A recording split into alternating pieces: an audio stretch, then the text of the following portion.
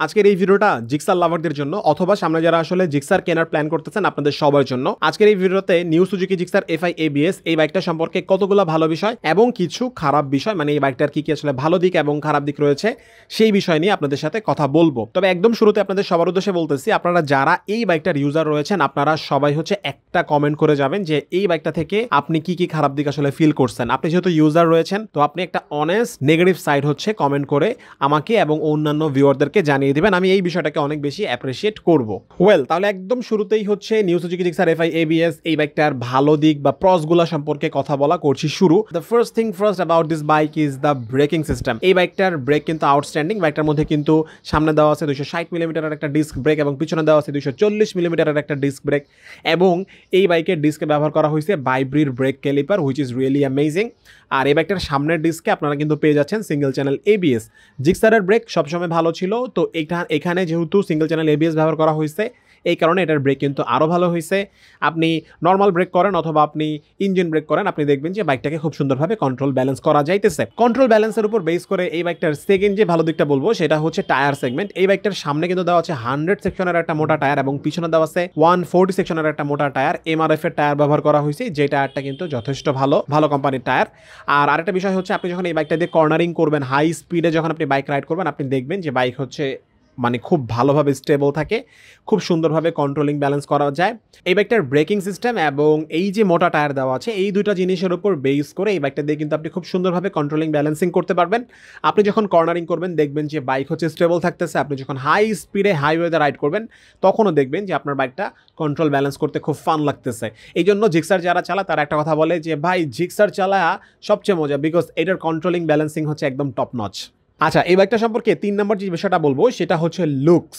এই বাইকটার লুকস হচ্ছে খুবই সুন্দর, শার্প একটা লুকস। আর হচ্ছে এটার যে পিলিয়ন সিট সেটা কিন্তু স্প্লিট করে দেওয়া আছে। যদিও এই বাইকটা একটা কমিউটার সেগমেন্টের বাইক, তবে এটার লুকস যেহেতু শার্প, কিছুটা অ্যাগ্রেসিভ, এটার যে হেডল্যাম্প সেটআপ এগুলো সব মিলে বাইকটার লুকস আসলে সুন্দর হয়েছে। এই কমিউটার বাইকটা থেকে আপনি কিন্তু হালকা পাতলা আসলে স্পোর্টি ভাইব পাবেন। আমার পার্সোনালি আসলে এটার লুকসটা খুব সুন্দর লাগে। আচ্ছা, 4 নম্বর যে বিষয়টা বলবো সেটা হচ্ছে কমফোর্টেবলের কথা যদি বলি, এই বাইকটার রাইডার সিটিং পজিশনটা খুবই কমফোর্টেবল, অ্যাজ ওয়েল অ্যাজ এটার মধ্যে যেই হ্যান্ডেলবারটা দেওয়া সেটা কিন্তু কিছুটা আপরাইট করে দেওয়া আছে। আর যেহেতু এটার টায়ার হচ্ছে মোটা টায়ার দেওয়া আছে, এই সব কিছু মিলায় এই বাইকটার রাইডার সিটিং পজিশনটা কিন্তু কমফোর্টেবল। পিলিয়ন সিট নিয়ে পরে কথা বলতেছি। আচ্ছা, বাইকটার 5 নম্বর যে ভালো দিকটা বলবো সেটা হচ্ছে এই বাইকটার ইঞ্জিন। ওকে, এই বাইকটার ইঞ্জিনটা কিন্তু যথেষ্ট স্মুথ, আমার কাছে যথেষ্ট রিফাইন লাগছে। আরেকটা ভালো বিষয় হচ্ছে 155 সিসির একটা পাওয়ারফুল ইঞ্জিন কিন্তু এটাতে ব্যবহার করা হয়েছে, তো এই জিনিসটা আসলে ভালো। ওয়েল, এই বাইকটার 6 নম্বর ভালো দিক হচ্ছে এই বাইকটার পাওয়ার ফিগার এবং torque figure, as well as the instant acceleration অথবা রেডি পিকআপ। আচ্ছা, এই বাইকটা থেকে আপনারা ম্যাক্সিমাম পাওয়ার পেয়ে যাবেন 13.6 PS এবং ম্যাক্সিমাম টর্ক প্রডিউস করবে 13.8 নিউটন মিটার অফ টর্ক।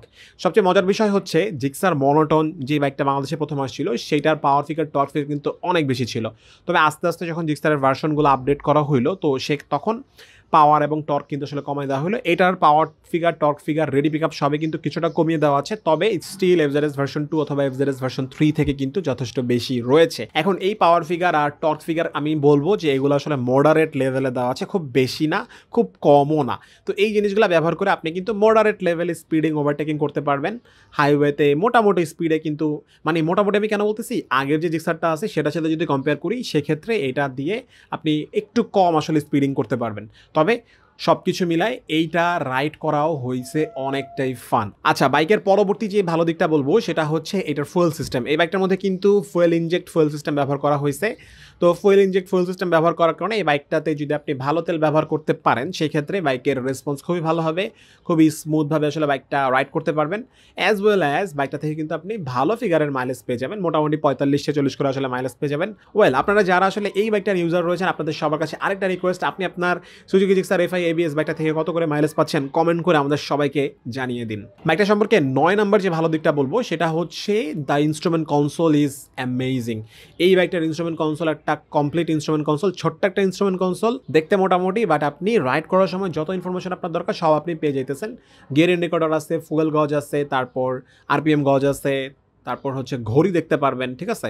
তো সব কিছু মিলায় আপনি যখন বাইকটা রাইড করবেন যে ইনফরমেশন দরকার মিটারের দিকে তাকাবেন, ইনফরমেশন আপনি পেয়ে যেতেছেন, আপনার রাইড হইতেছে একদম কনফিডেন্স সহ। ওকে, এই বাইকটার আরও অনেক ভালো দিক আছে, তবে এই বাইকটার 10 নম্বর যে ভালো দিকটা আমি বলবো সেটা হচ্ছে এই বাইকটার সাসপেনশন ফিডব্যাক আমার কাছে মোটামুটি আসলে ভালোই লাগছে। বিকজ এটার সামনের যে টেলিস্কোপিক সাসপেনশন এটা আসলে স্টিফ দেওয়া আছে। এই স্টিফ সাসপেনশন দিয়ে যখন আপনি রাইড করবেন তখন দেখবেন যে ভাঙাচোরা রোডে যদি আপনি রাইড করেন, তবে আপনি চিন্তা করেন যে আপনি হচ্ছে গ্রামের ভাঙাচোরা রাস্তায় রাইড করতেছেন, তো সেই ক্ষেত্রে আপনার কবজি ব্যথা হবে। তবে বাইকের যে সাসপেনশন, সামনের যে টেলিস্কোপিক সাসপেনশন, এটা হচ্ছে স্টিফ থাকবে অ্যান্ড আপনার বাইকটা থাকবে হচ্ছে স্টেবল। ঠিক আছে, তো ইয়ামাহার বাইকের ক্ষেত্রেও সেম, মানে ইয়ামাহার এফজেড V2 V3 বাইকের সামনের যে সাসপেনশন সেটাও কিন্তু আসলে স্টিফ। ওয়েল, ভালো দিক এই কয়টাই, আরও থাকতে পারে। আপনারা যারা ইউজার আছেন একদম টপ হাইলাইটেড ভালো দিকগুলো কমেন্ট করে জানান, যেগুলো আমি আসলে মিস করছি। এখন চলে যাব এই বাইকটার খারাপ দিক সম্পর্কে। একটা কথা বলে নিতে হবে, সেটা হচ্ছে সব বাইকেরই কিন্তু ভালো দিক খারাপ দিক থাকবেই। সব খারাপ দিক আবার সবার জন্য সেম না। মানে আমার কাছে একটা জিনিস খারাপ মনে হচ্ছে, আপনার কাছে সেটা খারাপ না মনে হতেই পারে, এটাই খুব স্বাভাবিক। তো এই বাইকটার প্রথম যে খারাপ দিকটা বলবো সেটা হচ্ছে এই বাইকটার build quality as well as the colour quality দুইটাই আসলে ভালো না। মানে জিক্সারের প্রথম ভার্সনটা বা জিক্সার মনোটন, এগুলার যে বিল্ড কোয়ালিটি কালার কোয়ালিটি অনেক ভালো ছিল, মানে অনেক দিন বাইক হচ্ছে চকচক করতো।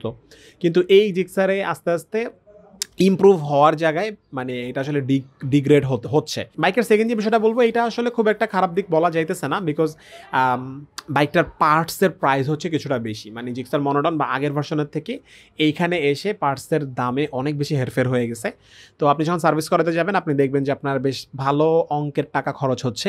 তবু আমি আপনাদেরকে বলবো যেটা অরিজিনাল পার্টস লাগানোর চেষ্টা করবেন, সেক্ষেত্রে আপনার প্রতিটা পার্টস আপনি দেখবেন অনেক কিলোমিটার পর্যন্ত, অনেক দিন পর্যন্ত আপনি আসলে সেফলি রাইড করতে পারতেছেন। আচ্ছা, বাইকের 3 নাম্বার যে খারাপ দিকটা বলবো, এটা আসলে ভালো দিক এবং খারাপ দিকের মাঝামাঝি আসলে অবস্থান করতেছে। Stock LED headlamp. এই বাইকটার ভালো দিক হচ্ছে স্টক এলইডি হেডল্যাম্প দেওয়া আছে। বাইকটার খারাপ দিক হচ্ছে এই স্টক এলইডি হেডল্যাম্পের পাওয়ার খুবই লো। আপনি যখনই ঢাকা শহরের বা কোনো শহরের অন্ধকারাচ্ছন্ন রোডে রাইড করতেছেন, অথবা গ্রামের রাস্তায় রাইড করতেছেন, অথবা আপনি যাইতেছেন হাইওয়েতে, আপনার যে স্টক এলইডি হেডল্যাম্প আপনি ফিল করবেন যে এটা সাফিসিয়েন্ট না, আপনার অনেক প্যারা হবে আসলে। আর আপনি যদি এক্সট্রা করে লাইট ইনস্টল করেন, সেক্ষেত্রে পুলিশের মামলার কিন্তু একটা ভয় আছে। তবে যদি এক্সট্রা করে লাইট ইনস্টল করা লাগে, লাইটটা হচ্ছে কোনো একটা কাপড় দিয়ে ঢেকে রাখেন। হ্যাঁ, ক্রিয়েটিভিটি দেখান। হ্যাঁ, আপনি আপনার বাইকে কোনো একটা ক্রিয়েটিভিটি দেখান, সেই ছবিটা ফেসবুকে পোস্ট করেন, আমরা হচ্ছে দেখে মানে আমরা ওই ক্রিয়েটিভিটিটা ইউজ করার চেষ্টা করবো, আপনাকে আমরা করবো ফলো।